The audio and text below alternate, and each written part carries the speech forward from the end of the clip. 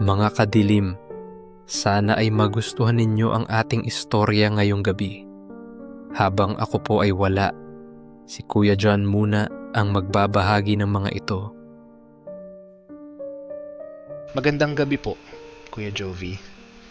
Gusto ko pong ibahagi sa inyo ang kwento na hanggang ngayon ay hindi pa rin mawala sa isipan ko.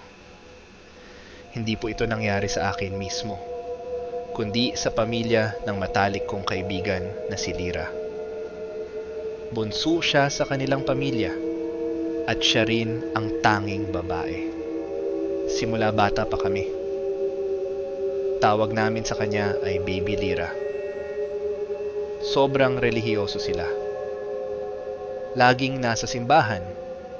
Laging nagmimisyon. Ang ama niya ay isang Hapon na matagal nang nanirahan dito, habang ang ina niya ay purong Filipina.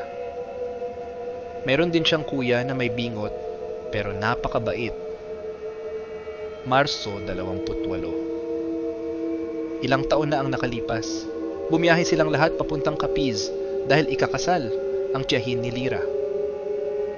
Kasama nila sa van ang driver nilang si Mang Rolando. Nagpaalam pa sila sa mga kapitbahay bago umalis. At iniwan pa ang ekstrang susi ng bahay nila. Sa una, maayos ang biyahe. Pero nang magdidilim na, napansin nilang parang paikot-ikot lang sila sa parehong daan. Sabi ni Mang Rolando, baka naliligaw na sila. Kinuha niya ang t-shirt niya. Hinubad ito at binaligtad. Isang lumang pamahiin daw para makahanap ng tamang daan. Tinawanan lang siya ng pamilya ni Lira dahil hindi sila naniniwala sa ganoong bagay. Pero habang tumatagal, mas lalo silang naliligaw. Puro punong kahoy lang ang nasa paligid. Walang kahit anong bahay o tao. Sinubukan ng ina ni Lira na si Aling Rowena na mag-text para humingi ng tulong. Pero wala silang signal. Nagdesisyon sila na maghahanap ng kahit anong bahay para makituloy muna at magpaturo ng daan kinabukasan. Pagod na sila, halos isang oras na ang tinakbo ng van. Nang sa wakas ay nakarating sila sa isang maliit na baryo. Kahoy lang ang mga bahay. Madilim at halatang walang kuryente. Pero may ilang tao pa ring gising ng mga bandang 10:00 ng gabi. Lumapit si Mang Rolando at nagtanong, pwede po ba kaming makituloy kahit ngayong gabi lang? Naliligaw po kasi kami. Ngumiti ang isa sa mga nakatira roon at sinabing, oo naman. Halina kayo. Parang gutom na at pagod ang mga bata. Madalas may mga naliligaw dito. Hindi kayo ang una. Nakahinga sila ng maluwag. Pinatuloy sila ng isang mag-asawa sa barong-barong nila. Mabait ang pakikitungo. Pinakain sila at kinuwentuhan hanggang 1:00 ng madaling araw. 2 lang ang kwarto sa bahay. Kaya doon sa isang silid, pinatulog ang pamilya ni Lira. Pero hindi makatulog si Baby Lira. Sanay siya sa aircon at malamig na silid. Kaya naiirita siya at nangangati. Habang gising pa, bigla niyang narinig ang boses ng ilang tao sa labas ng bahay. Narinig niya ito ng malinaw. Matagal na rin mula nang huli tayong nagkaroon ng bisita, ano? Oo nga. Buti at marami sila. Isang linggo tayong busog. Nanlaki ang mata ni Lira. Nanginginig siyang ginising ang kanyang ina, si Aling Rowena. Nang makinig, ay namutla rin. Ramdam niya na totoo ang narinig ng anak niya. Agad nilang ginising ang buong pamilya, pati si Mang Rolando. Dahan-dahan silang humanap ng paraan para makatakas. Napansin nila ang maluwag na tabla sa dingding.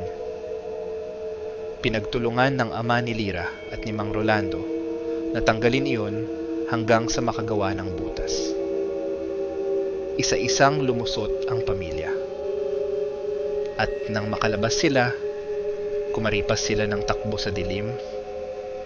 Habang tumatakbo, narinig pa ni Aling Rowena ang yabag ng mga taong nakakita sa pagtakas nila. Hindi sila makapaniwala kung saan sila pupunta. Dahil imposible namang may dumaan na sasakyan sa ganoong liblib na kalsada. Pero matapos ang halos 30 minuto ng pagtakbo, isang tricycle ang biglang huminto sa harap nila. Ang driver ay isang lalaking nakasuot ng mahaba at puting kasuotan. At ang mukha niya ay nakakapagtaka dahil kamukhang-kamukha niya si Jesus. Sabi ng driver, "Sakay na kayo. Bilisan ninyo kung gusto ninyong umabot pa ng umaga." Nagkasya silang lahat sa iisang tricycle. 4:00 ng madaling araw. Naiuwi sila sa bayan. Sinubukan pa nilang bayaran ang driver ng 2,000. Pero tumanggi ito. Nang hindi nila namalayan, bigla na lang itong naglaho. Agad silang sumakay ng bus pabalik ng Maynila. Buong biyahe, walang tigil ang kanilang panalangin.